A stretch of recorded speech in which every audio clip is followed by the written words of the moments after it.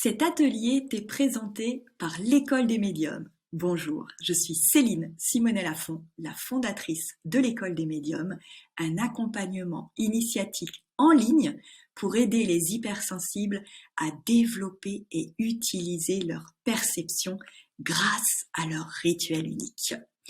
Pour en savoir plus, je t'invite à découvrir notre univers sur notre site internet l'écoledesmédiums.com. Je te laisse tout de suite avec notre invité du jour.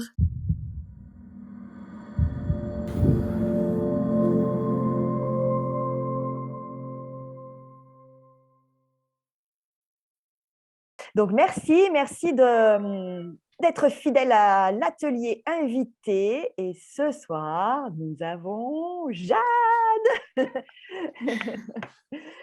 Jade qui est lithothérapeute, qui est vraiment une passionnée des pierres. Et on se connaît avec Jade parce qu'on est dans le même, depuis cette année, depuis le mois de septembre, on est dans le même mastermind. Je vous en parle parfois de ce mastermind d'entrepreneurs, de chefs d'entreprise. On est dans le même. Et comme par hasard, on est même dans le même petit groupe, elle et C'est moi. vrai. On n'est pas tous dans des métiers liés à la spiritualité, mais Jade et moi, quand on s'est retrouvés, on s'est dit « Oh, toutes les deux, on a des choses à vivre ensemble !» Oui. Donc voilà, c'est comme ça qu'est née l'idée d'inviter Jade et qu'elle nous fasse, qu'elle nous partage son expertise, sa passion, son énergie. Donc ce soir, on est là pour parler de comment canaliser l'énergie des pierres. C'est le sujet de la soirée. Déjà, j'aimerais que toutes celles qui ont déjà travaillé avec les pierres puissent lever la main. Comme ça, je vais voir un petit peu si vous êtes familière ou pas avec l'énergie des pierres. OK. Donc, il y en a qui connaissent, il n'y en a pas du tout. Très bien. Et ça va être une belle initiation pour tout le monde, du coup. Alors, déjà, je me présente. Je m'appelle Jade. On pourrait dire que c'est prédestiné. C'est mes parents qui ont choisi, c'est pas par hasard. Je suis lithothérapeute, alors je n'étais pas du tout avant, c'est une reconversion. Et en fait, j'ai vécu 16 années en Afrique et en rentrant en France, je suis tombée malade. J'ai eu une endométriose et je me suis intéressée à toutes les médecines douces en fait pour m'aider dans mon parcours, dans mon chemin pour me soigner. Et il se trouve que les pierres m'ont énormément aidée. Alors, je connaissais déjà pas mal les pierres parce que j'ai vécu 3 ans à Madagascar. Et là, il y avait énormément de pierres, mais je les utilisais vraiment en bijoux parce que c'était très joli. J'y attribuais pas du tout de vertu. Et finalement, quand j'ai testé les pierres par rapport à moi et que j'ai vu que ça marchait beaucoup sur mon endométriose, je me suis dit, mais c'est dommage que les gens ne connaissent pas la lithothérapie, c'est dommage de ne pas le partager parce que mon credo, c'est qu'il ne faut pas grand-chose pour aller mieux. Et finalement, la lithothérapie, ça fait partie de cet outil-là. Un outil qui peut nous aider, nous apporter du confort. Alors, seul, il ne suffit pas. Ça fait partie de quelque chose d'holistique. Mais c'est quand même un bel outil à avoir. Et donc, j'ai créé Audage en 2019 avec des malades, des Eudionie pour travailler sur le féminin, avec des consultations. Et puis, très vite, on m'a demandé des formations. Donc, j'ai commencé à former à la lithothérapie. Et l'école des pierres est née fin de l'année dernière, en septembre 2021. Donc, c'est un lieu pour former à la lithothérapie et avoir des expertises. Et puis, il y a aussi le podcast Lithothérapie Co, où je partage tous les mercredis un épisode sur les pierres. Donc, voilà, pour que vous puissiez un petit peu situer qui je suis et mon parcours. Et puis, comme d'habitude, vous savez qu'on vous mettra tous les liens sous le replay pour aller découvrir Jade dans ses différents univers. On vous mettra tout ça. Merci Céline. Donc, avant qu'on commence, je voulais revoir un petit peu les chakras avec vous pour qu'on ait le même langage quand on va parler, parce que les chakras vont être importants. Je pense que vous les avez déjà vus à l'école. Donc, c'est juste pour qu'on soit sur la même base. Je ne vais pas rester très longtemps. Le premier chakra, c'est le chakra racine, c'est le chakra de base qui est très important, qui parle vraiment d'enracinement, de stabilité, de notre rapport au corps.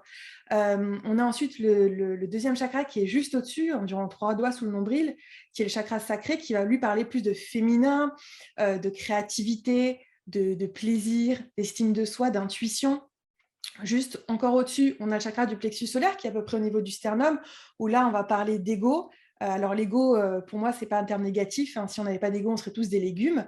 Maintenant, voilà, c'est la différence entre le juste ego, c'est-à-dire qu'il y en est, parfois, on n'en a pas assez ou des fois trop. Donc, c'est voilà, avoir confiance en soi, prendre sa juste place, oser rayonner, passer à l'action. On a ensuite le chakra du cœur. Le chakra du cœur qui se situe à peu près au niveau du cœur. Et là, forcément, c'est l'amour, l'empathie, la sensibilité, les émotions. On a ensuite le chakra de la gorge, où là, on va parler de communication, d'expression, d'écoute. Le chakra du troisième œil entre les deux yeux, où là, on va plutôt parler d'intuition, d'imagination, de créativité, mais la mentale.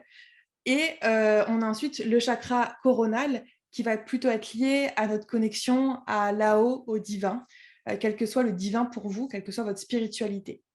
Donc ça, c'était juste pour recadrer. Comme vous pouvez voir, à chaque chakra, il y a une couleur qui est associée.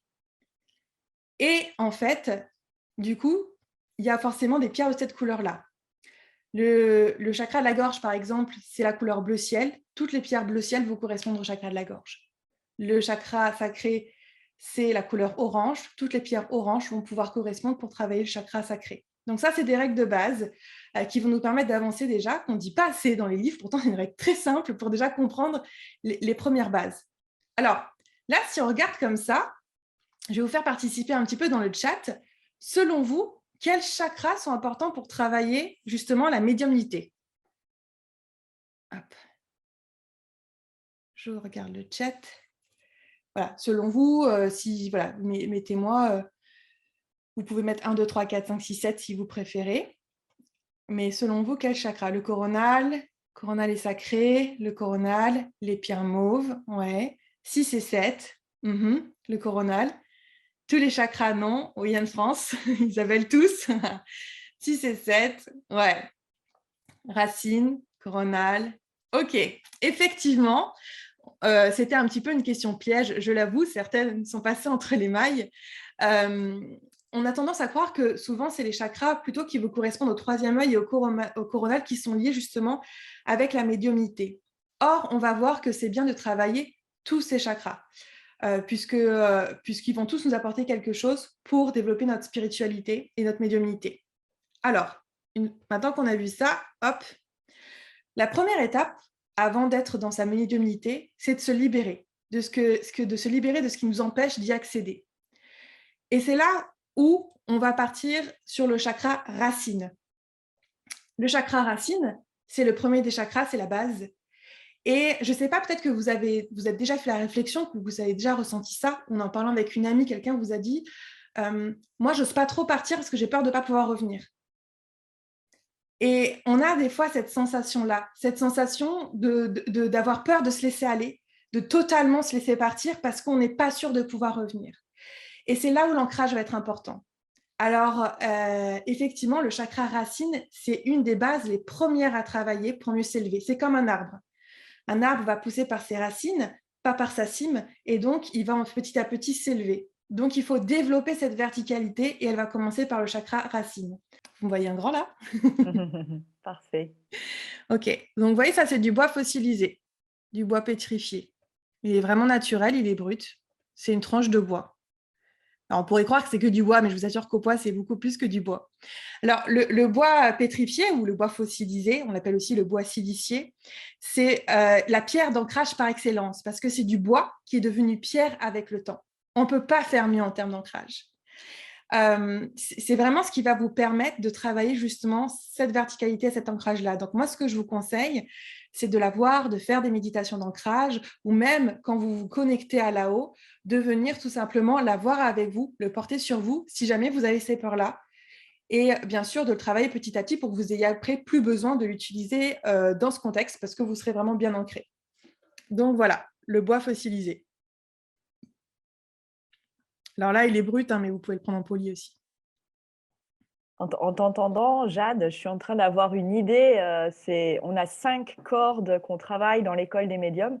Et en fait, ce qu'il faudrait, c'est qu'on trouve la pierre qui correspond à chacune des 5 cordes. Ouais, je vois qu'il y en a qui hochent la tête. Et du coup, ce serait génial d'avoir comme ça la correspondance. Bah, avec plaisir, Ouais, on ouais, pourra en ouais. parler, tu me Ouais, diras et ouais, ouais, ouais, on essaiera de les exactement. trouver, ça marche. Ça, ça connecte. Deuxième chose, remettre le mental à sa juste place. Parce que ça aussi, je pense que vous avez peut-être expérimenté, on n'arrive pas à capter parce qu'on a toujours le mental qui reprend le dessus. Et finalement, est-ce que je capte, c'est pas juste mon imagination, et peut-être que c'est machin, et peut-être que j'ai vu ça tout à l'heure, etc., etc. Et finalement, on va pas se faire confiance parce qu'on a ce mental. Et notre mental, il est très important, on en a besoin, mais dans notre société actuelle où il est très stimulé, finalement, il prend beaucoup de place. Et là, je vais vous montrer une pierre qui va vous permettre de remettre le mental à sa juste place, c'est-à-dire au service de votre intuition et non pas l'inverse. Et là, ça va être une pierre que vous connaissez tous, qui est la fameuse labradorite. OK. Du coup, je vais sortir la mienne. Yeah. Elle est mi-brute, mi-polie. Alors, la labradorite, elle est très connue comme pierre de protection pour les thérapeutes. Vous en avez sûrement entendu parler pour ça. La pauvre chérie, elle est souvent réduite qu'à ça. Alors, pierre de protection pour les thérapeutes, pourquoi? Parce que justement, elle vient protéger contre les personnes qui sont des vampires énergétiques, donc des vampires psychiques qui vont nous pomper notre énergie mentale. Mais en fait, ça marche aussi pour nous. Quand nous-mêmes, on se pompe notre propre énergie mentale parce qu'on a de l'hypermentalisation. Donc, elle permet d'arrêter ce petit vélo qui pédale tout le temps dans la tête. Donc, la labradorite, vous voyez, avec ses reflets bleus, surtout, elle est vraiment liée au chakra du troisième œil. Donc, elle vient travailler sur cette sphère mentale et contre l'hypermentalisation.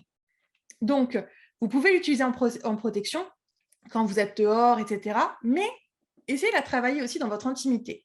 Pour vous, en faisant des méditations, de lâcher prise par rapport au mental, ou tout simplement de pleine conscience, dormez avec pour voir ce que ça donne, ce que ça vient libérer derrière. Donc, vous verrez que ça peut être très utile. Voilà. On a une question de Lionel qui demande si on peut la porter en collier. Oui, alors c'est pas forcément ce que je vais préconiser dans le sens où si tu le portes en collier chez toi, dans ton intimité, pendant que tu fais des méditations, vas-y. Si tu le portes en collier dans la journée pour te protéger, c'est un petit peu plus compliqué parce qu'il faudrait plus de perles. Il y a tellement, quand on est en extérieur, il y a tellement d'énergie qui viennent, tellement de choses que la pierre boit, que si c'est pour toi l'utiliser pour la protection, ça va, mais si c'est pour l'utiliser pour développer tout ce qui est médiumnité, elle n'aura pas la place de faire effet en fait. Bon, donc pour travailler pour ta médiumnité, je te conseille vraiment la travailler dans ton intimité quand tu n'as pas beaucoup d'entourage autour de toi. Et là, tu peux la mettre en collier. Je ne sais pas si j'étais claire. Ok, merci les filles. Les hommes, pardon. Excuse-moi. Il y a une question sur la taille des pierres. Est-ce que ça a une importance? Oui, oui, oui, ça a tout à fait une importance. En fait, la taille des pierres va être la même. Enfin, elles vont rayonner, elles vont avoir la même puissance, que ce soit une petite ou une grosse, une améthyste et une améthyste, l'énergie, c'est la même. Maintenant, en fonction de comment vous l'utilisez, elle n'aura pas le même rayonnement. Mettons que si j'ai une pierre derrière et que je suis à l'autre bout de la pièce et que je veux sentir son énergie, si elle est toute petite, elle ne pourra pas rayonner et m'atteindre. Donc, ça ne servira pas grand-chose. Donc là, c'est pareil. Si vous utilisez des pierres, par exemple, pour dormir, on va parler tout à l'heure du rêve et des pierres, si vous voulez qu'elles rayonnent jusqu'à vous dans votre lit, prenez-en une pas trop petite quand même, minimum 200 grammes. Si vous les utilisez de manière très ciblée sur les chakras, vous pouvez prendre des pierres roulées au format un peu plus petit. Mais sinon, moi, j'ai toujours que 200 grammes minimum, c'est quand même idéal pour faire un travail pour qu'il puisse vraiment rayonner sur tout notre corps. Là, on va pouvoir passer à l'étape d'après qui est développer vraiment sa médiumnité. Alors, on rentre dans le cœur du sujet. Déjà, je vais vous inviter à développer votre intuition. On a tous une intuition, homme-femme, et souvent, justement, on ne va pas se faire assez confiance ou on ne va pas assez s'écouter. Il y a des pierres qui nous permettent de développer notre intuition naturelle. Parmi celles-là, j'aime beaucoup, alors on peut avoir déjà toutes les pierres qui sont liées au chakra sacré, parce que comme je vous l'ai dit, le chakra sacré, c'est lié au féminin, donc c'est intuitif naturellement. Donc même si on est un homme, les pierres du chakra sacré vont venir développer ça. Donc venez vraiment travailler votre intuition avec des pierres du chakra sacré. Maintenant, il y a une pierre que j'aime énormément pour l'intuition, qui est la pierre de lune noire. La pierre de lune noire, hop, je vous la montre, elle est comme ça. Et vous voyez, elle a des... Je ne sais pas si on peut voir. Elle a des beaux reflets. Voilà, là. ce reflet qui est vraiment typique de la pierre de lune. Ouais, c'est vraiment magnifique. C'est beau, hein? Et en vrai, c'est encore plus beau. Et ça, on les trouve chez toutes les pierres de lune. Les pierres de lune orangées ont pareil, cette même... voilà. Donc, la pierre de lune, c'est une pierre de développement de l'intuition. C'est une pierre qui nous connecte à nos parties sorcières, à notre magie intérieure, qui nous envoie dans nos perceptions tellement profondes qu'on est capable de percevoir tout ce qui se passe autour de nous, dans la nature, dans nous-mêmes, et qui permet de mettre des connexions en fait à l'intérieur de tout ça. Hein, c'est une pierre de lune, donc lune, lunaire, on est vraiment dans ce côté yin, et c'est une pierre qui va venir vraiment vous ouvrir à ce monde de magie intérieure et vous permettre de connecter tous les courants que vous pouvez capter autour de vous. Donc franchement, c'est une de mes chouchous, je l'adore. Pour qu'on se rende compte, là tout à l'heure, tu nous disais minimum 200 grammes. Les pierres que tu nous montres, elles ont quel poids? Ça doit être au moins du 600 à 800 grammes. D'accord, ok. C'est beaucoup plus ça grand. permet de mettre Oui, c'est beaucoup plus grand. Même celle-là qui est plus petite, elle doit au moins faire 400 grammes. 200 grammes, c'est pas si grand que ça. Hein. C'est un finalement, gros c'est pas galet. si grand. Ouais. Je m'imaginiais plus. Ouais. Non, ça va. Après, ça dépend des pierres et des densités, mais c'est pas grosso modo, ça va. Alors, et la pierre de lune blanche, ça c'est une très bonne question. Tu ne trouveras pas en format pierre comme ça. Ce que tu trouveras en format pierre comme ça, c'est la pierre de lune arc-en-ciel, c'est-à-dire la labradorite blanche, qu'on vend comme de la pierre de lune blanche. Mais la vraie pierre de lune blanche, en fait, a un petit format comme ça, cabochon du bout du doigt. C'est hyper rare et ça coûte tout de suite 300 €. Donc, les pierres qu'on vous vend dans le commerce comme pierre de lune blanche, c'est la labradorite blanche. C'est pas la même chose. Donc, voilà, du coup... te prends pas la tête, t'en trouveras pas. Voilà. Ensuite, je voulais vous parler aussi de vous connecter. Peut-être que vous avez des guides, que vous parlez à des anges, à des archanges, à vos ancêtres. Peut-être que même que vous avez des animaux totems autour de vous, que vous avez des dragons, etc. Quel que soit votre univers, il y a des manières assez faciles de se connecter à là-haut et de pouvoir mieux capter les messages. Alors, malheureusement, je n'ai pas pris la pierre avec moi. Je l'ai oubliée, vous pouvez me faire bouh. Mais je vous l'ai mise en dessin derrière. C'est mon illustratrice qui l'a dessinée. C'est du fait maison. C'est la Célestine. Alors, peut-être que le dessin est magnifique. Hein. Je n'aurais jamais cru que c'était un dessin. Je suis bluffée. C'est mon illustratrice. Elle m'a illustré toutes les pierres de la formation et elle a passé des heures. Mais c'est très beau.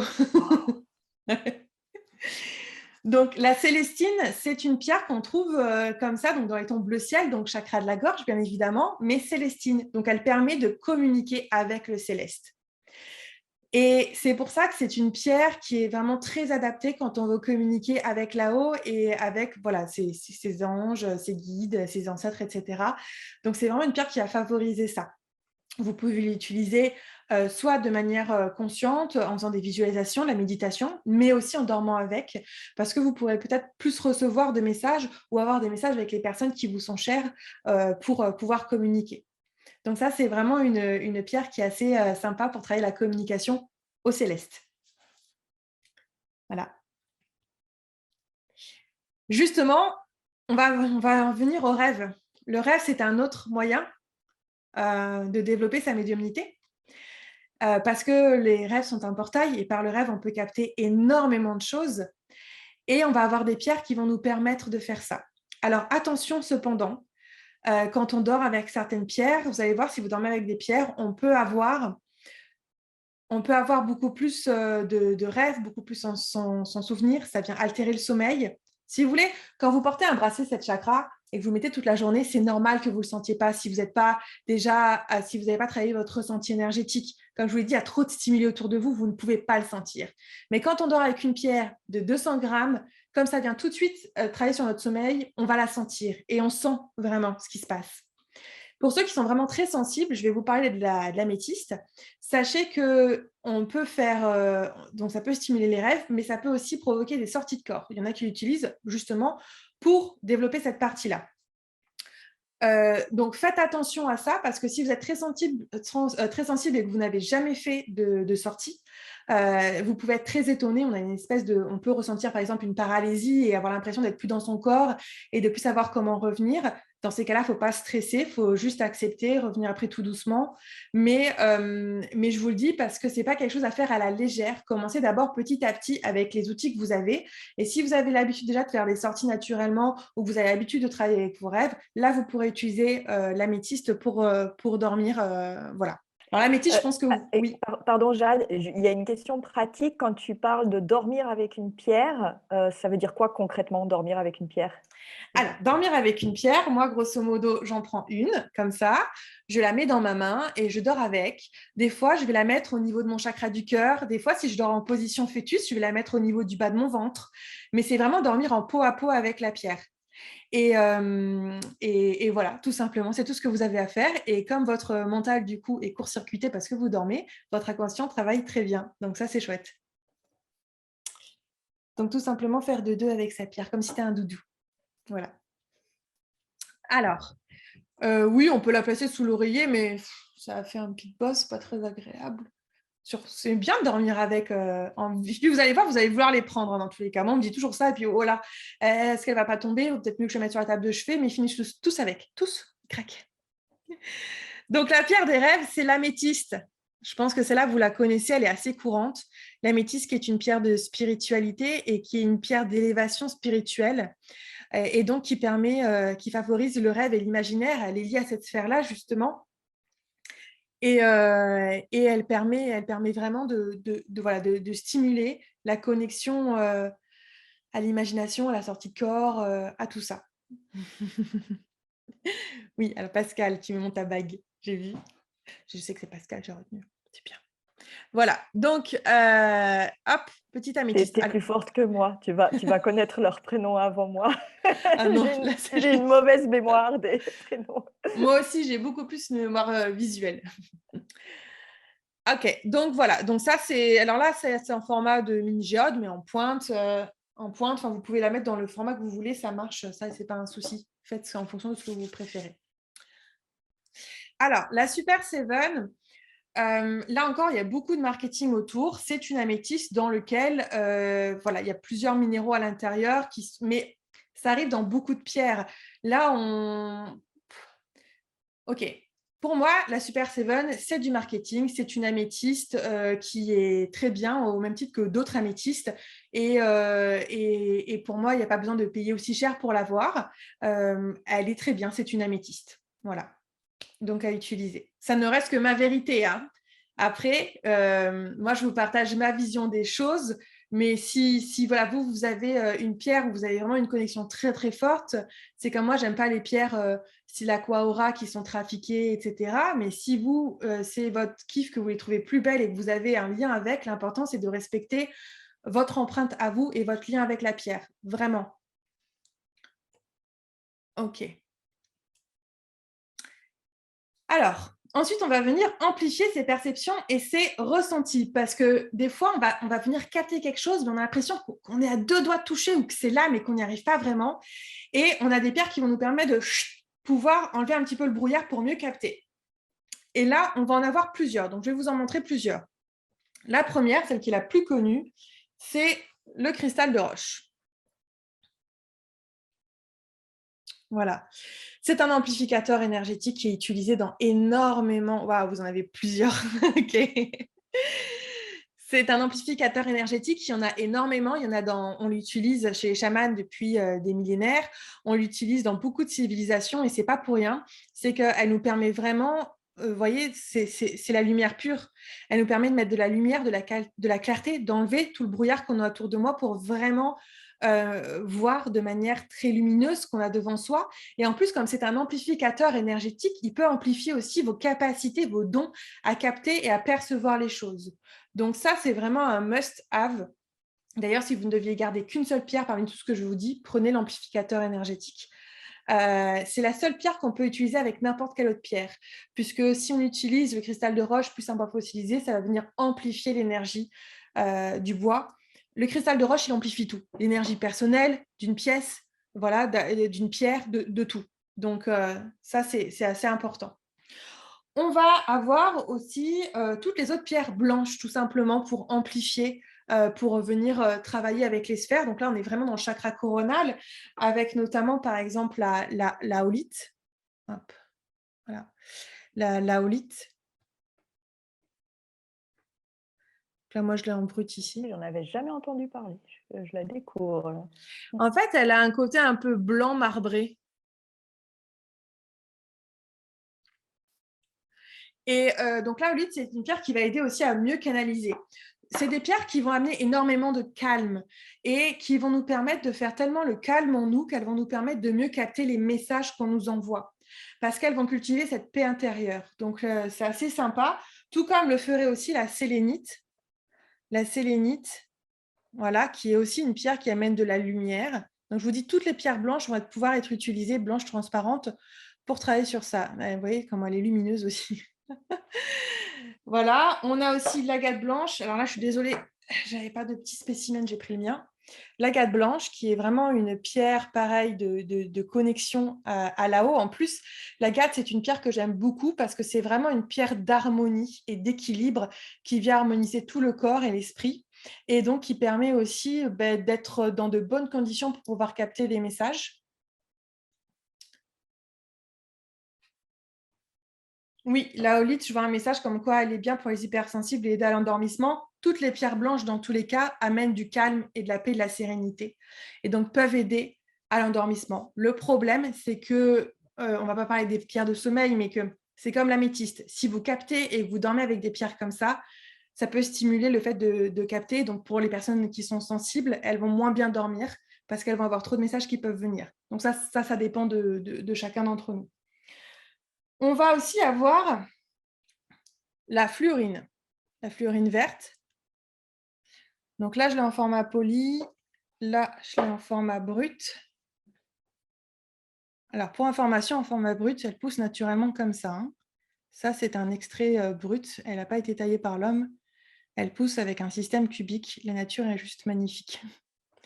Et donc c'est la fluorine, elle apporte vraiment de la clarté. Elle apporte de la clarté. Vous savez, quand on a justement cette sensation d'avoir la clairvoyance un peu floue, on sait qu'on doit faire ça, mais on ne sait pas comment, on ne sait pas pourquoi, on sait juste que c'est ça, on sait qu'on a reçu une information. Elle vient permettre de enlever un petit peu le brouillard autour et elle permet d'enlever cette sensation de captation un peu floue. Donc, elle est beaucoup liée à la sphère du mental, hein, la fluorine. Donc, elle permet de dégager un petit peu ça. Et la dernière dont je voulais vous parler, ça va être aussi, là encore, le quartz fumé. Alors, on a l'impression que c'est du quartz blanc, mais je vais vous mettre le blanc à côté. Là, on voit bien qu'il est fumé. OK.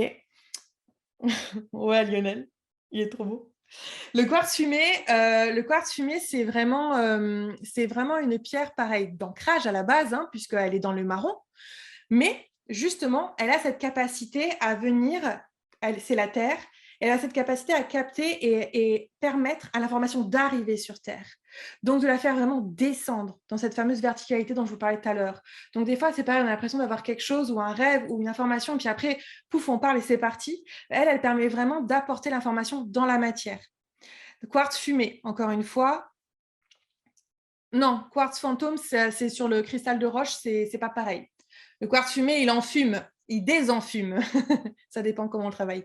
Mais du coup, il permet de désenfumer et de surtout d'attirer cette lumière, mais cette fameuse lumière du quartz, mais dans la matière. Donc ça, c'est assez intéressant aussi. Donc voilà, pour les quelques pierres, qu'est-ce que je vais montrer d'autre ? Je vais vous montrer quand même pour le plaisir. Moi, j'ai une question, Jade, s'il te plaît. Tu nous as montré une version brute et une version polie.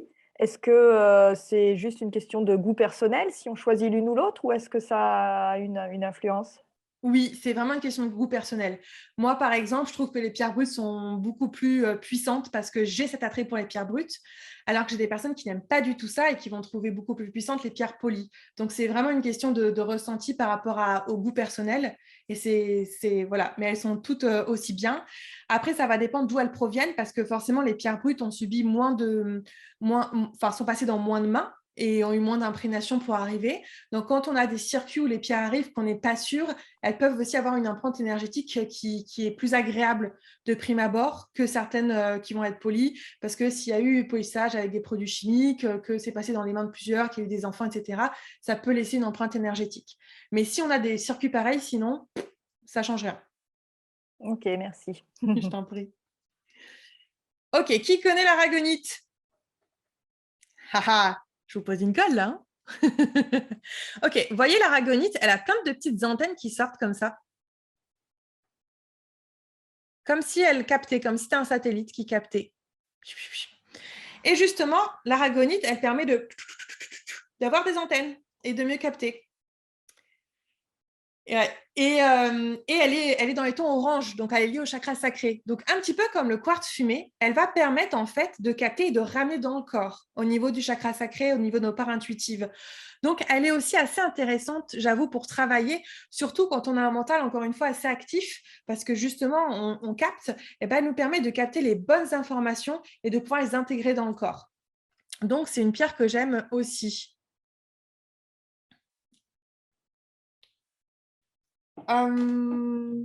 Voilà. Est-ce que je vous parle de la fameuse lapis-lazuli que je ne vous conseille pas d'acheter puisqu'actuellement l'Afghanistan est revenu un pays en guerre enfin voilà, et que la mienne provient de avant, mais c'est vrai que le principal gisement est en Afghanistan et malheureusement en achetant actuellement des lapis-lazuli on donne un petit peu notre argent à ce système-là, donc je vous le dis quand même, c'est important, mais si vous en avez d'avant c'est ok. Voilà, non mais je rigole parce qu'après il y a des personnes qui en ont et leurs stocks sont d'avant aussi, donc ça va, mais faites attention quand même, voilà. Donc là c'est pareil, vous voyez, mi-brut, hop, mi-poli, comme ça vous voyez à l'intérieur comment c'est. Donc pierre liée au chakra du troisième œil, qui est une pierre justement de connexion. Vous voyez un petit peu comme dans Matrix quand il a le tube derrière la nuque, et là c'est comme si vous aviez le tube derrière la nuque mais qui monte jusqu'en haut, et comme si vous étiez connecté à là-haut en permanence et vous avez cette capacité d'avoir des informations en permanence. C'est un petit peu ça l'effet du lapis-lazuli. Elle est très très connue, elle est utilisée pareil depuis des milliers d'années, hein. Elle était très très connue chez les comment ça s'appelle? Les pharaons, pardon, excusez-moi, ça m'est échappé. Les pharaons, ils l'utilisaient. C'était vraiment une pierre de connexion à la vie après la mort, une pierre, une pierre très spéciale. Et elle a énormément de choses, et donc c'est une très belle pierre aussi pour se connecter aux énergies de là-haut. Juste, je me permets une petite anecdote en passant, parce que donc, moi, je ne suis pas spécialiste du tout en pierre. Et cette pierre-là, c'est la première pierre que j'ai achetée avant même de commencer à avoir ces capacités de médium que j'ai découvertes. Et en t'écoutant en parler, je me dis, waouh, je comprends pourquoi j'ai acheté cette pierre. Il n'y a pas de hasard. Mais voilà, c'était juste, c'était la toute première. Alors, sa petite sœur qui est plus rare, c'est l'azurite. Alors, pour que vous puissiez voir les deux et comparer, c'est pas la même chose. Dans le lapis-lazuli, il y a du blanc, il y a du doré. L'azurite, c'est une pierre qui est très onéreuse, assez rare, qui provient principalement de Russie. Azur aussi, hein, donc comme le lapis-lazurite, ils ont des propriétés en commune, mais c'est aussi une pierre qui vient stimuler l'imagination. Donc voilà. Bon, je pense que j'ai fait un petit peu le tour de tout ce que je voulais vous montrer. Lionel, tu as une azurite aussi? Non, c'est une apatite, non? Que tu as? C'est une apatite, je crois. Ou je vois pas très bien la caméra, peut-être. Ah, je vois pas très bien la caméra. Il fait sombre. Là, comme ça, je dirais que c'est une sphère en apatite. Note-moi ce que c'est. Ah oui. C'est vrai que quand on n'a pas la pierre... Ah, c'est de la cyanite, non? Est-ce que tu sais ce que c'est, Lionel? Dis-nous si tu sais ce que c'est, du coup. Faut que je cherche ma note parce que je... Ah, ok. Ok. Je voulais aussi vous parler très rapidement de cartomancie et de pendule, parce que peut-être que c'est des outils que vous utilisez, vous, à l'école des médiums aussi. Je te confirme qu'on a des modules dédiés aux oracles et à l'utilisation du pendule. Donc, bien joué. Top. Ah yeah. Alors, cartomancie. Cartomancie, moi, j'aime beaucoup utiliser les pierres et les lier, notamment pendant les tirages. Vous pouvez très bien prendre une pierre dans une main et tirer avec l'autre. Ça va venir, en fait, développer. Alors, en fonction de votre besoin, vous choisissez la pierre. Mais si vous avez peur de vous tromper, vous pouvez toujours partir sur le fameux cristal de roche dont je vous ai parlé tout à l'heure, qui est un amplificateur énergétique et qui va venir, que vous pouvez prendre dans la main quand vous faites vos tirages.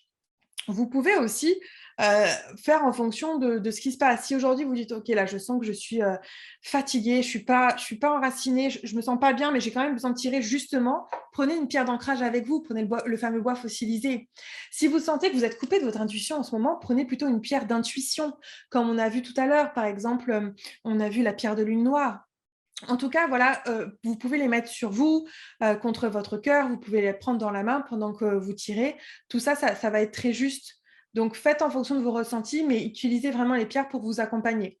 Moi, en plus, après, j'aime bien j'ai des portes pour vraiment avoir cette énergie pour moi dans la journée ou dans la semaine quand j'ai besoin d'avoir quelque chose avec moi.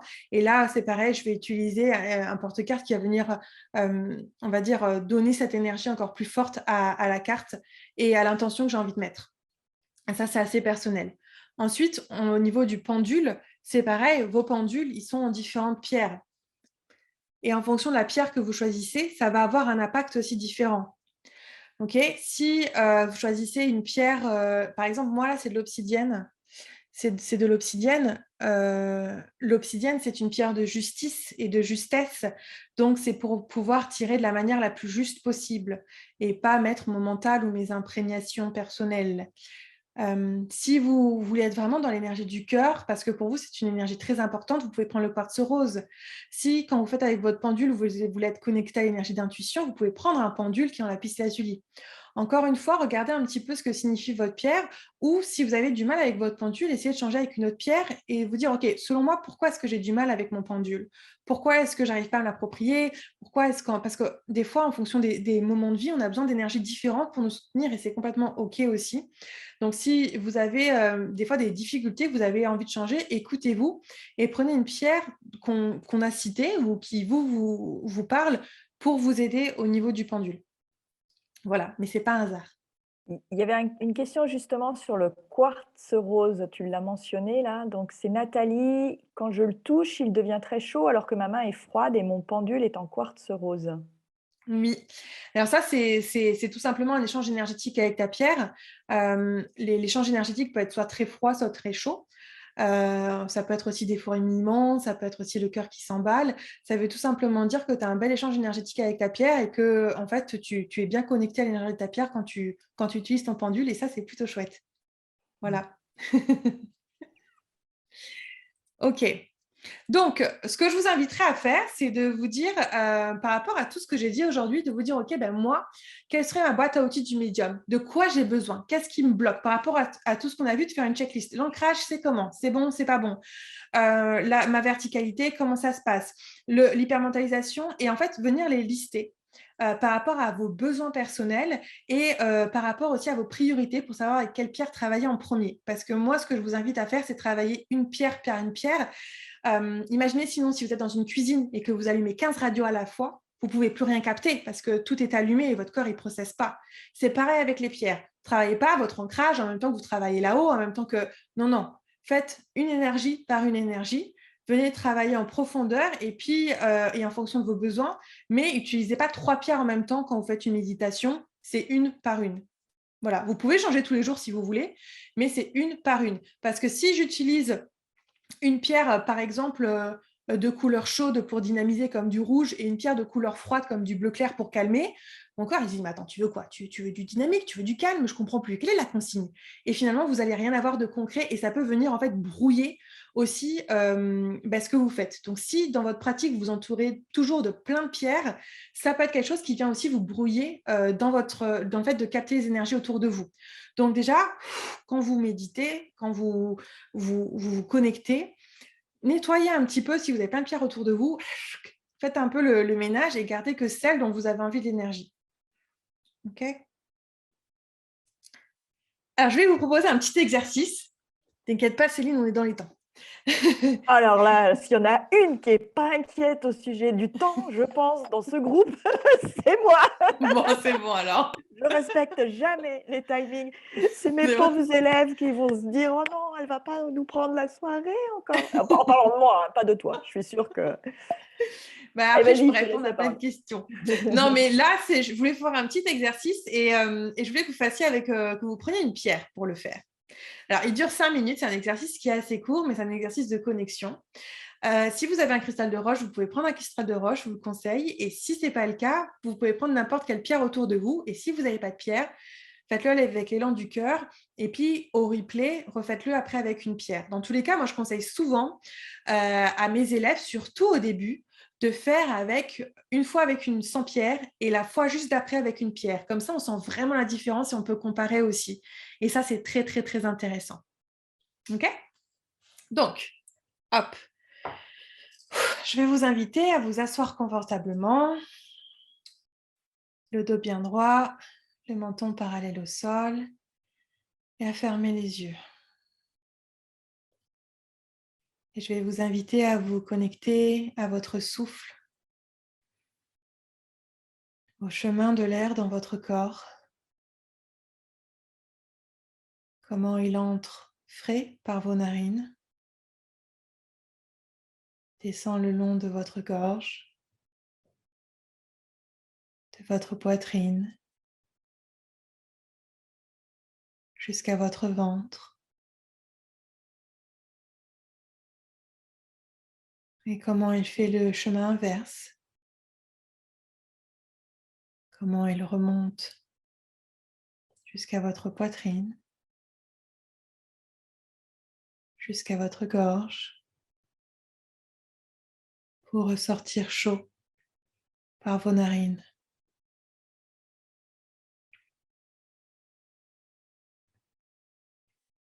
Prenez un petit moment pour observer votre souffle.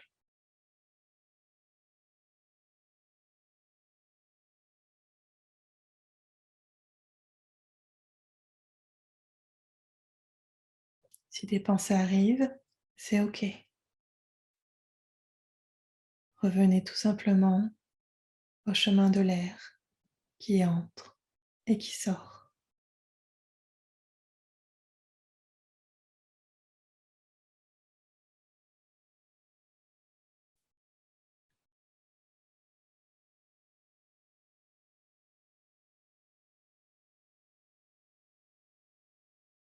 Visualise ton souffle à l'intérieur de ton corps. Visualise-le se propager dans tout ton corps, de la tête aux pieds.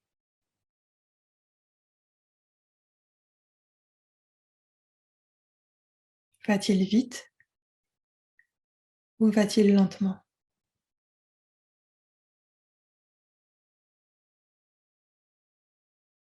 Est-il léger ou dense?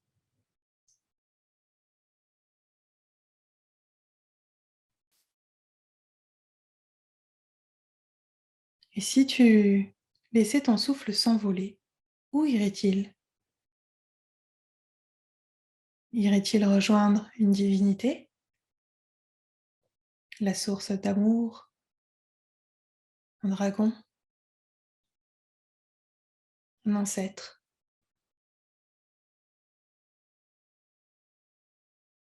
Quelles sont tes croyances spirituelles?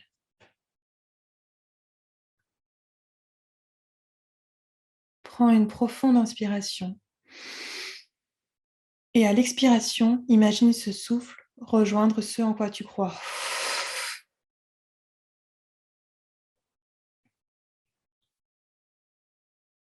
Laisse ton souffle s'envoler vers ce en quoi tu crois.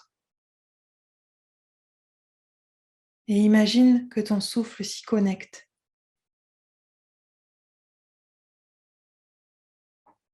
Imagine qu'un message est déposé dans ton souffle.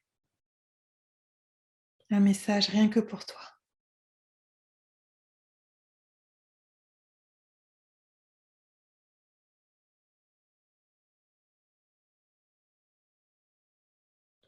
À la prochaine inspiration, inspire pour reprendre ce souffle en toi.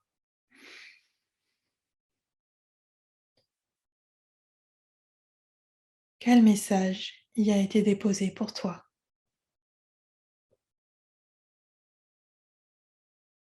Cela peut être une phrase, un mot, une couleur, un animal, un chiffre ou un symbole. Et qu'est-ce qu'il signifie pour toi?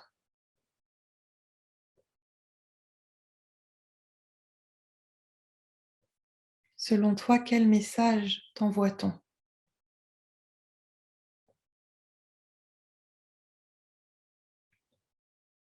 Fais confiance que tu reçois aujourd'hui exactement ce dont tu as besoin.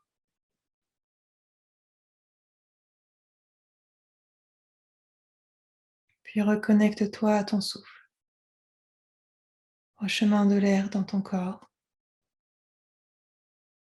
à l'air qui entre frais par tes narines,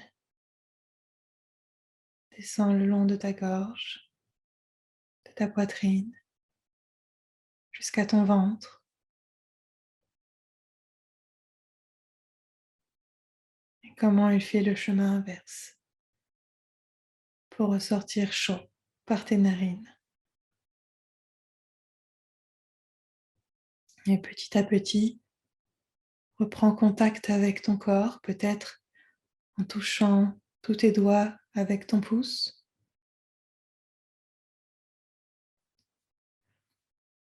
encerclant tes poignets, tes chevilles, basculant légèrement ta tête de droite à gauche, en bâillant et en t'étirant. Et à ton rythme, tu pourras tout doucement réouvrir les yeux. Et vous pouvez prendre un petit moment pour noter dans le chat ou dans votre cahier les messages qui vous sont apparus. Si vous voulez partager, c'est avec grand plaisir. Et si c'est perso, c'est très bien aussi. Une cascade bienfaisante. Aime-toi et prends soin de toi. Waouh, c'est beau. Ah, calme. Patience. Sérénité. Magnifique. Vous avez des beaux messages. Accepte d'aller en paix.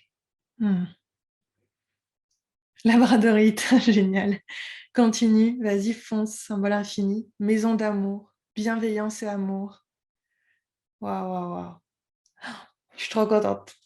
Voilà, donc c'était une petite expérience. J'espère que ça vous a plu. C'était pour vous montrer une image de connexion, de méditation plus pierre. N'hésitez pas à le refaire dès que vous en sentez le besoin. J'ai une petite question, Jade. Moi, je ne savais pas trop si je devais la tenir dans les mains ou la poser juste devant moi, sachant qu'il est quand même petit au niveau de la taille. Ouais. Tu as un conseil à donner à ce sujet, pratique? Qu'est-ce Ou que on tu as fait comme fait on du veut? coup spontanément, toi? Spontanément, je l'ai posé vraiment sur mon bureau. En fait, là, vous ne le voyez plus, mais il y a mon bureau et donc je l'ai posé tout près de mon corps sur le bord du bureau, quoi. Ok, À peu parfait. près centré par rapport à Ouais. moi. En fait, en fonction de la pierre que tu as, tu peux la placer sur le chakra en particulier quand elle est petite, ou sinon, effectivement, la tenir vraiment bien dans la main ou assez ciblée. Tu peux la tenir dans les mains, tu peux la mettre au niveau de ton cœur, tu peux la mettre sur une partie en particulier, c'est comme tu veux. Le but, c'est qu'elle soit vraiment proche du corps, surtout quand elle est petite, pour que tu puisses avoir son imprégnation. Ok, Voilà. merci. Et je partage aussi du coup à voix haute le message que j'ai reçu. J'ai reçu vas-y, c'est que de l'amour. Bon. Vas-y, profite. Génial. Donc je vois qu'on est bien connectés, tout ce joli cercle. Oui, il y a beaucoup d'amour ici ce soir, hein. C'est trop beau. Ok, bon, alors justement, on va arriver. Moi, j'ai fini, je vous ai partagé un petit peu cette introduction à la médiumnité. Est-ce que vous avez des questions par rapport aux pierres ou à tout ce que je vous ai partagé, n'hésitez pas. Enfin, si tu avais fini, je sais pas. Si, c'est bon. Non, je voulais parler du cahier, mais je le dirai après. Ah oui, c'est vrai, j'en ai pas parlé encore, oui. Bah, t'as qu'à le dire maintenant, puisqu'on est dessus. Allez, je le dis maintenant alors. Allez. Pour les membres uniquement, je vous ai fait un petit cadeau. C'est un cahier justement de développement de ressenti énergétique avec les pierres. Donc, c'est que des pierres de médiumnité que j'ai choisies. Donc, celles que je vous ai présentées ce soir, alors il n'y en a pas toutes, j'en ai choisi 7. Et vous allez voir, vous allez avoir des exercices que vous pouvez faire avec. Pour chaque pierre, 3 exercices différents. Vous pouvez directement noter dessus. Donc, voilà, c'est pour que vous puissiez expérimenter ça un petit peu plus loin et vous amuser, explorer et être curieux. Voilà. Tu dis réservé aux membres, donc je précise, vu que le replay ensuite est diffusé à plus grande échelle un petit peu plus tard, donc c'est réservé aux élèves de l'école des médiums. Donc s'il y en a qui nous regardent en replay plus tard et qui se disent « moi je le veux », soit il faut aller voir Jade, soit il faut venir me voir moi. Mais vous, non, là, moi je le fournirai pas. Je l'ai créé spécialement pour vous, il est pour vous, et donc du coup, si vous voulez l'avoir, il n'y aura que l'école des médiums, ma mère. Ah, t'es trop gentil. Hein. Voilà, et ben avec plaisir. Du coup, j'ai perdu la question de tout à l'heure. Alors attends, j'essaie de remonter. Hop. Ok. Pour le nettoyage, une pierre a-t-elle une durée de vie? Ok. Une pierre a-t-elle une durée de vie? Oui et non. Non, une pierre n'a pas une durée de vie parce que les pierres ont été créées il y a des millions d'années, bien avant l'homme, et seront encore là bien après nous. Donc, elles n'ont pas une durée de vie de manière assez précise. Maintenant, ce qui se passe, que j'ai vu en tout cas, c'est effectivement quand on prend des pierres des fois trop petites, si on a une belle empreinte énergétique, un petit peu tout à l'heure, quand on a l'impression de sentir sa pierre chauffer, etc. Quand on prend des pierres trop petites, bon, mettons, moi je suis bien ancrée. Je travaille avec un bois fossilisé, même s'il est tout petit, je m'en fous, il n'a pas beaucoup de travail à faire, parce que je suis bien ancrée. Donc, la pierre ne va pas énormément travailler.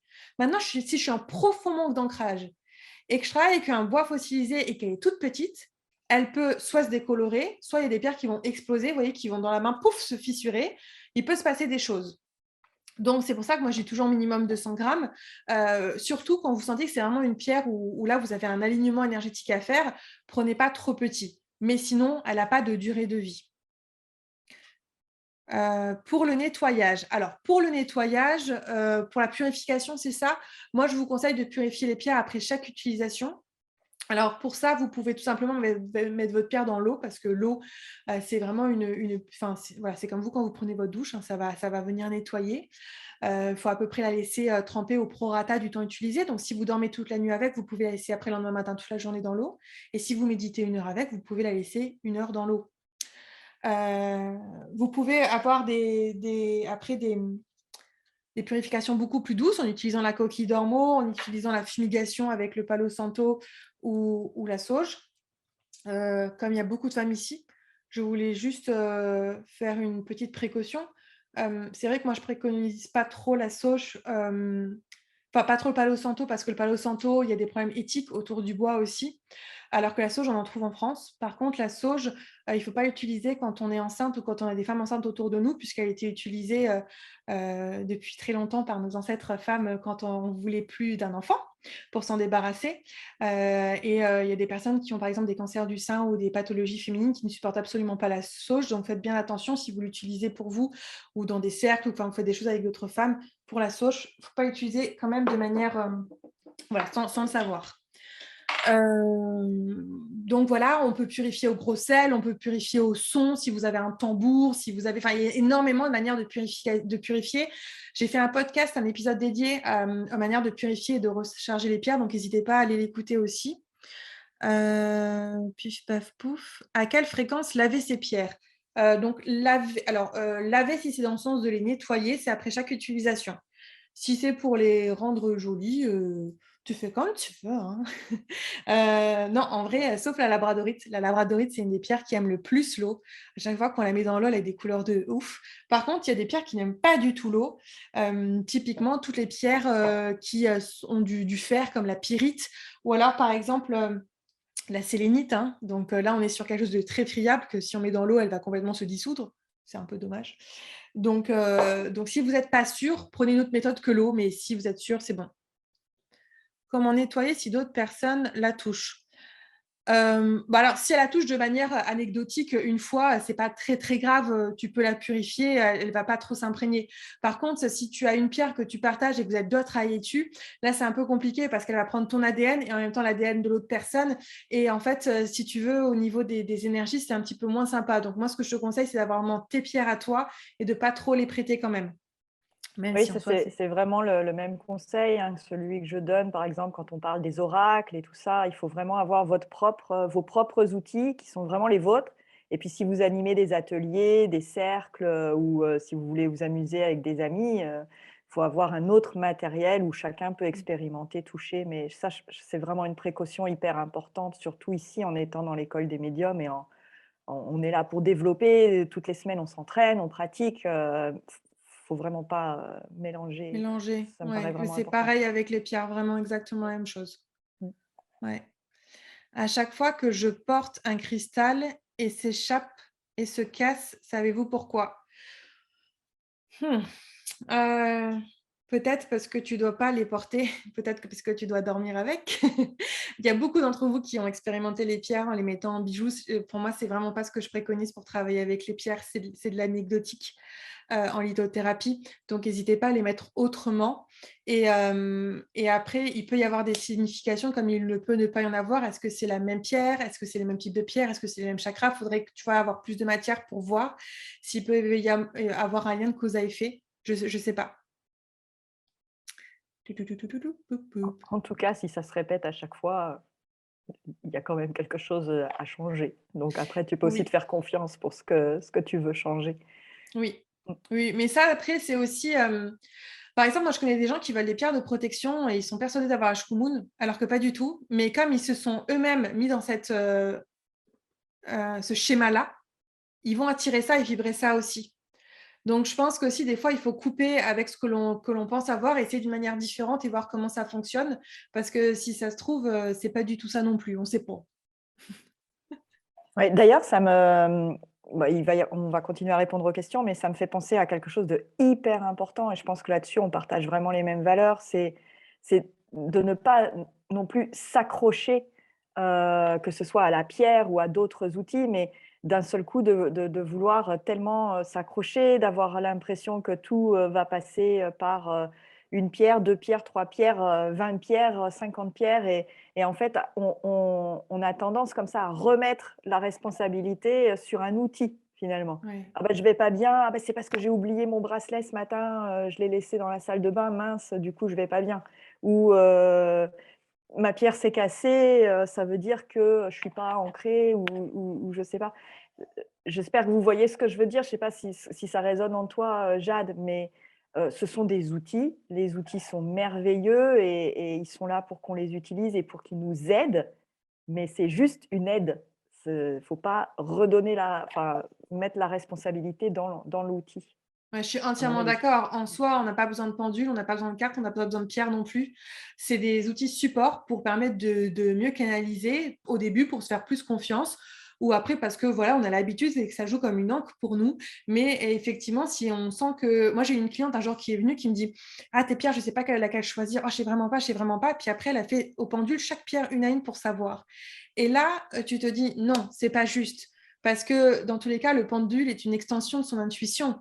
Donc, pourquoi vouloir absolument ça? Pourquoi vouloir absolument tout tester au pendule? Elle le sait déjà. Et je trouve qu'il faut se faire confiance. Et vous n'avez pas besoin des pierres. Hein. Vous n'avez pas besoin des pierres, vous n'avez pas besoin. C'est des outils. Et si on voit cette notion de dépendance, entre guillemets, parce que c'est un petit peu ce que c'est qu'il faut lâcher et revenir vraiment au cœur et à l'essence. Voilà. Comment récupérer le livret? Il sera sous la vidéo, je suppose, Céline? Oui, voilà, il sera, quand on publiera le replay, sous la vidéo, là où vous avez l'habitude, hein, il y a les liens pour aller contacter l'invité et cetera et sous ce lien, il y aura le lien pour télécharger le livret. En plus, Jade est extrêmement généreuse parce qu'elle vous demande même pas d'aller le télécharger chez elle en échange de votre email. Elle nous le donne vraiment et vous y avez accès, complètement, librement. Donc, c'est vraiment gentil de sa part. Donc, vous irez mettre Ça me fait un plaisir. cœur sur son podcast en échange. Oh yeah! J'aime bien. Alors, Myriam dit, j'ai un rituel où j'associe 3 pierres pour mes tirages de cartes, œil de tigre, obsidienne et hématite. C'est du lourd, hein. Je les pose autour de ma table pour m'apporter protection. Pas de contre-indication à cela, non. Dans tous les cas, dans les pierres, moi j'ai tendance à dire qu'il n'y a vraiment pas beaucoup de contre-indications. Si toi, au niveau intuitif, tu as senti que tu avais besoin de ça, c'est que tu as senti que tu avais besoin de ça. Et peut-être que dans un mois ou dans un an, tu changeras, tu te diras non, j'ai pas besoin de ça et c'est OK aussi. Donc fais-toi confiance, c'est ta vérité, elle est juste pour toi à l'instant et tu es dans ta justesse. C'est le principal.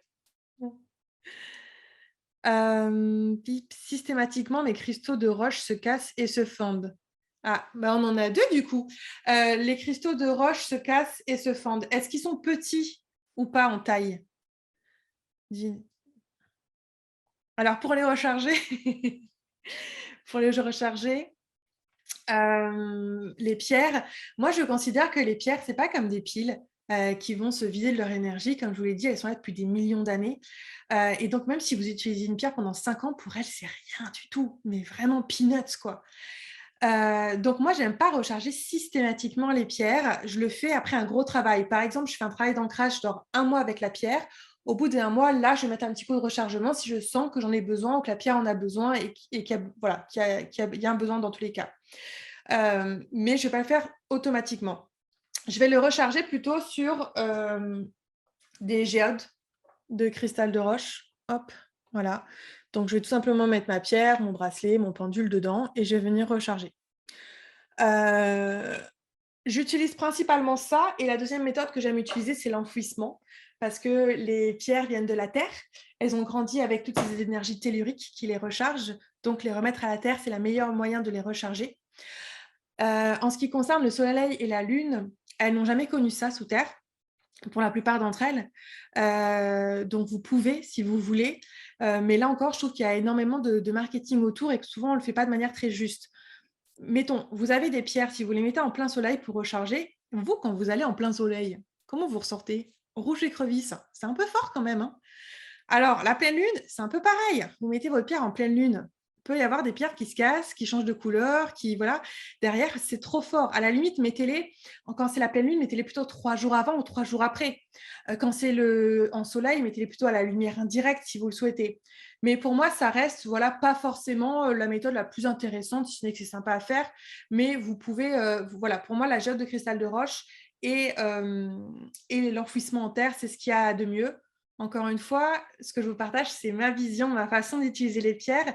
Si ça vous parle et que vous avez l'habitude de le faire et que ça fait partie de vos rituels et que vous avez vraiment construit quelque chose autour de ça, faites-le aussi, hein.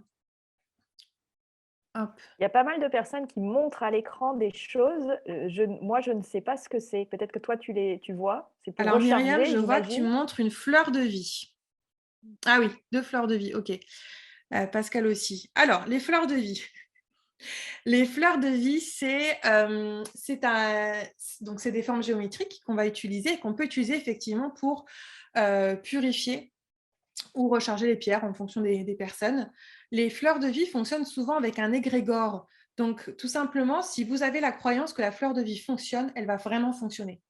Si vous ne connaissez pas, vous venez d'arriver, vous n'avez jamais entendu parler de la fleur de vie, il se peut qu'elle ne marche pas du tout avec vos pierres. Donc là, c'est à vous de tester, mais la fleur de vie, c'est vraiment un égrégore. Donc, oui et non. Je mets mes pierres sur un disque pour les recharger. Ah oui, sur un disque, tu voulais parler de... Ouais, c'est ça, en fait. C'est ce dont on vient de C'est parler. ça. Ok. J'ai vu une femme nettoyer des pierres avec la vibration d'un diapason. Qu'en penses-tu? Oui. Nettoyer avec le son, c'est top. Moi, des fois, je les mets dans mon bol de cristal, dans mon bol tibétain. Des fois, j'utilise le tambour. Le son, c'est la vibration, le son, ça marche très, très bien. Donc, c'est top. Pour une personne qui perd un peu la vue, quelle pierre conseiller? Alors, ma vision de la lithothérapie, ce n'est pas une vision lithothérapie physique. C'est-à-dire que si tu te casses le bras, la pierre va pas permettre de le ressouder. Mais c'est plutôt une gestion psycho-émotionnelle. Dans le sens où si tu as mal au dos, je ne vais pas te donner une pierre qui va t'aider à avoir moins mal au dos. Je vais te dire qu'est-ce que tu portes sur tes épaules. Quel est ce poids-là? Et on va aller voir en fait ce qui peut causer ça. le mal a dit. Donc, j'estime que voilà, la maladie, c'est vraiment des mots. Donc, si tu perds la vue, je voudrais plutôt, voilà, je te poserai plutôt des questions. Qu'est-ce que tu veux pas voir? Quel événement est ancré en toi? Quelque chose te bloque? Voilà, je vais plutôt te poser des questions et c'est ça qu'on va aller voir et c'est sur ça qu'on va aller travailler derrière où je vais pouvoir te conseiller une pierre par rapport à ton histoire à toi personnelle.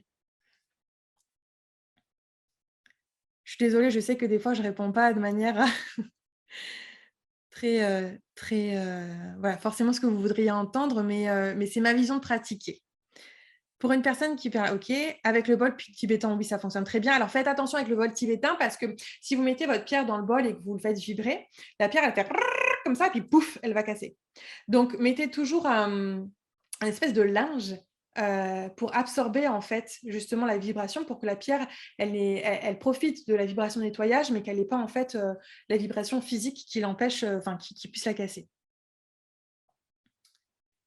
Y a-t-il besoin de réénergiser une pierre après le nettoyage, comme à la lune ou au soleil ou pas forcément? Non, selon moi, il n'y a pas forcément besoin. Oui, tu as bien répondu tout à l'heure, je crois, en détail à ça. Ouais. Le vendeur m'avait dit que nettoyer mon pendule en améthyste avec mon souffle, qu'en penses-tu? Avec ton souffle, je pense que là, c'est pareil, c'est un égrégore. C'est-à-dire que si toi, tu as vraiment la conviction que ton souffle peut purifier, que tu as mis une énergie particulière, une intention particulière, ça peut nettoyer. Mais si tu fais juste souffler pour souffler, à mon avis, ça ne peut pas marcher non plus. Là, on est encore sur un égrégore. Moi, j'ai envie de compléter aussi là, dans les rituels que je vous invite à expérimenter dans l'école. Il me semble que pour plusieurs d'entre eux, je vous propose à la fin, quand on a fini la connexion, de frotter les mains et de souffler comme ça. Donc, si c'est une pratique que vous avez intégrée dans votre rituel unique à vous, du coup, le souffle, là, devient plutôt le signal que ça y est, on coupe et on revient à une activité normale, si j'ose dire. Donc, ça dépend aussi voilà, à quoi vous associez votre souffle. Ouais. Mm. Dans tous les cas, oui, ça dépend de votre pratique personnelle. C'est pareil, si vous êtes formé au Reiki ou à d'autres pratiques, que vous avez des choses, il y a énormément de manières d'apprendre les pierres. Donc après, faites en fonction de vous et de ce que vous avez l'habitude. Le mental aime les boucs émissaires. Mais Ça, je pense encore. que c'était en lien avec la discussion qu'on avait tout à l'heure sur le fait de ne pas s'accrocher aux pierres comme on s'accrocherait à un oracle ou à un pendule, etc. Toute la discussion qu'on a eue sur le fait de chercher la responsabilité ailleurs. Alors, est-ce qu'il y a une pierre spéciale de lâcher prise? Justement, j'ai fait un post cette semaine sur les 3 pierres de lâcher prise, parce qu'on a des pierres effectivement spécifiques à ça. Je te laisserai aller le voir sur le compte Insta. Il y a différents types de pierres. Elle est trop forte, Jade. Et différents lâcher prise. J'avais vu cette question, j'avais canalisé qu'elle allait m'être posée, et du coup, j'avais fait un post spécialement pour. Que penses-tu de la cornaline? Mais je l'aime d'amour, je l'aime de l'amour. Je vous ai dit que j'avais l'endométriose ou pas, chakra sacré. Hein, donc, moi, toutes les pierres qui sont liées au chakra sacré, je les aime d'amour. J'adore la cornaline. L'enfouissement me parle plus que le rechargement au soleil ou à la lune, merci. Écoute, je suis contente d'avoir pu t'éclairer dessus. En chantant, est-ce qu'on peut nettoyer? Oui, certains chants. Le chant, c'est aussi une vibration. Donc, ça va dépendre de ce que tu aimais et quel chant tu fais. Il y a certains chants qui peuvent nettoyer. Est-ce qu'il y a un lien entre les signes du zodiaque et les pierres? Non, parce que tu n'es pas qu'un signe du zodiaque. Tu es une carte du ciel en entière. Oui. Et donc, vouloir prendre une pierre parce qu'on est taureau, ce n'est pas suffisant. Ton signe solaire est en taureau, mais tu as aussi un signe lunaire, un ascendant. Tu as aussi des planètes qui vont être placées avec des maisons, avec beaucoup de choses autour. Donc, le lien entre astrologie et pierre, oui. Entre un signe du zodiaque et une pierre, non. Enfin, pas suffisant, quoi. Est-ce qu'une pierre fissurée et une pierre blessée est moins efficace? Les pierres sont forcément cassées pour venir jusqu'à vous. Forcément. Donc, du coup, c'est OK. C'est à vous de le voir. Si c'est passé quelque chose, un choc, elle est tombée, ressentez la pierre. Si vous sentez que vous pouvez utiliser les 2 parties séparément, prenez-les. S'il y a une partie que vous voulez rendre à la terre, vous la rendez à la terre. Si vous voulez la rendre en entier à la terre parce que vous sentez que ce n'est pas juste, vous la rendez. C'est OK, mais ce n'est pas forcément parce qu'elle se casse qu'elle n'a plus toutes ses vertus. Enfouissement une journée, oui, une journée, ça suffit. Si par exemple, tu as fait un gros travail d'un mois, tu peux l'enfourrer une journée, c'est très, très bien. Le fait qu'elle a... Oui, dis-moi, Céline, pardon. Ouais, non, j'allais dire, j'ai envie de te poser une question aussi sur, parce que tu en as parlé plusieurs fois, mais très peu en fait. Comment tu fais, toi, pour t'assurer que tes pierres, les pierres que tu vends, parce qu'on ne l'a pas dit, mais donc Jade vend des pierres, c'est pas que l'école des pierres. Comment tu fais pour t'assurer du circuit, en fait, de la source et j'imagine que dans l'école, c'est un peu comme moi, hein. Des fois, on va au marché de Noël ou je sais pas, dans des foires, et puis il y a des vendeurs de pierres et on est attiré, et on a envie d'aller choisir des pierres, mais en fait, on ne sait pas trop d'où ça vient. Donc, comment tu fais, toi, pour t'assurer du circuit des pierres que tu proposes? Alors, je passe par un circuit le plus court possible. Comme je vous l'ai dit, j'ai vécu 16 ans en Afrique, dont 3 ans à Madagascar. Je connais très bien le pays et 80% de mes pierres viennent de Madagascar. Alors, toutes mes pierres qui viennent de Madagascar, je sais exactement d'où elles sortent à la mine près. Je travaille avec une malgache qui a toute sa famille dans la capitale Atana. Et donc, je sais exactement comment elle travaille. Elle m'envoie des vidéos. Je sais que quand il polit le quartz rose, il lui chante une chanson d'amour. Je sais qu'il n'y a pas de produits chimiques utilisés, qu'ils utilisent de la paille de riz. Il y a beaucoup de riz à Madagascar qui font chauffer pour créer un abrasif. Enfin, voilà, donc j'ai beaucoup de contrôle parce que je suis en circuit très, très court. Je suis avec une personne localement que je connais. Après, pour les 20% des pierres qui sont là, c'est vrai que les pierres du Brésil que j'achète en complément, alors je privilégie toujours Madagascar quand j'ai le choix, mais si j'ai des pierres que je ne peux pas trouver à Madagascar, je vais aller les prendre plutôt en Amérique du Sud. Et là, j'ai pas de contrôle. En plus, avec la Covid, j'ai pas pu me déplacer pour aller vérifier parce que normalement, je me déplace pour aller vérifier. Et là, par exemple, je suis comme toi, c'est-à-dire que là, c'est comme si je suis en plein marché de Noël, je pose des questions, je demande, c'est à la confiance et malheureusement, j'ai pas pu vérifier. Alors que pour Madagascar, j'ai pu vérifier. Voilà. Et est-ce qu'il y a, je sais pas, 2 ou 3 questions voilà, s'il y en a là qui, en sortant de l'atelier ou demain, veulent acheter des pierres, bon, elles peuvent passer par toi, mais sinon, si elles veulent aller dans leur magasin local, quelles sont les questions à poser pour s'assurer qu'on n'achète pas n'importe quoi? Alors déjà, poser des questions parce que effectivement, si vous voyez que la personne est agacée, ça veut dire que bon, ça sent pas très bon. Si vous voyez que la personne est prête à discuter avec vous, déjà, ça veut dire qu'elle connaît son circuit, qu'elle maîtrise et qu'elle est contente de parler. Donc déjà, n'ayez pas peur de poser des questions. Et après, je pense qu'il faut juste demander d'où le pays, enfin d'où elle vient, est-ce qu'ils savent comment ça a été extrait dans les conditions, peut-être est-ce qu'il y a du travail d'enfant, comment ça a été poli, par exemple. Vous voyez, typiquement, moi, mes pierres de Madagascar, elles sont toutes polies à la main. Donc, elles sont moins jolies que les pierres qui sortent de Chine, qui sont toutes usinées, etc.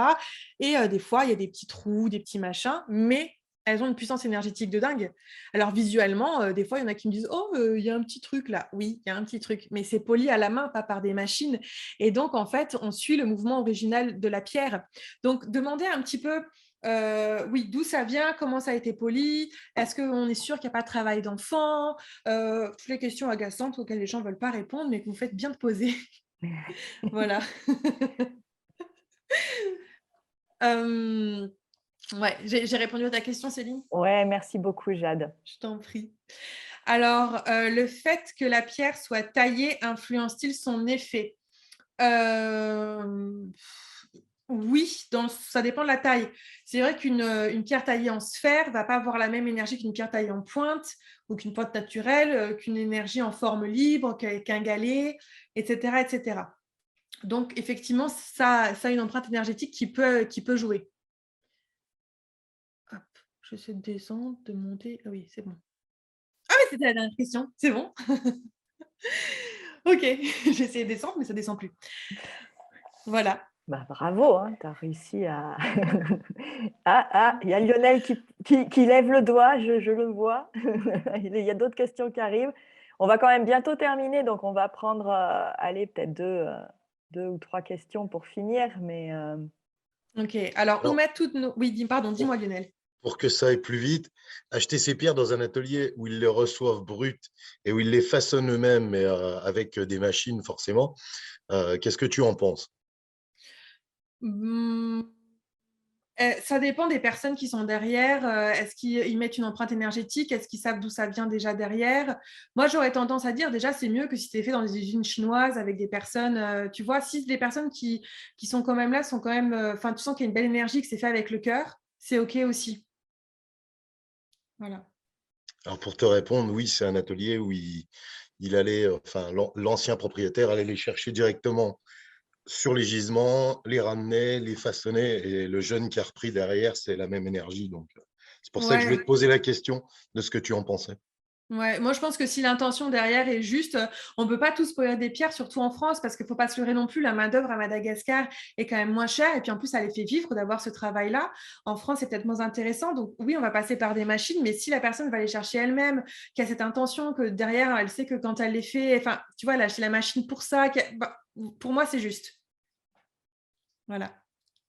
Alors, où mettre toutes nos pierres lorsque on s'en sert pas actuellement? Je les laisse dans ma pièce de méditation, mais il vaudrait mieux ailleurs. Oui, parce que du coup, tu vas avoir toutes les informations en même temps. Donc, garde juste dans ta pièce de méditation les pierres avec lesquelles tu travailles actuellement.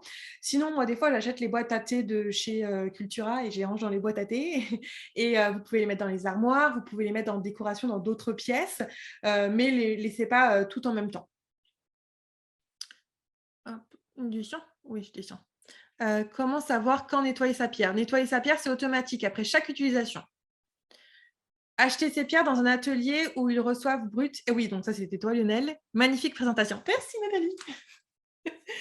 Voilà. Oh, je vous en prie. Bah, écoute, Jade, moi j'ai complètement adoré. C'est vraiment une chouette initiation là, que tu nous as proposée. Et vraiment, ouais, tu t'es vraiment donné du mal de nous préparer la présentation, de nous amener les pierres et tout. Donc, je suis très, très touchée de la qualité de ce que tu nous as offert ce soir, hein, vraiment. C'était fait Merci avec le beaucoup. cœur. Merci beaucoup, Jade.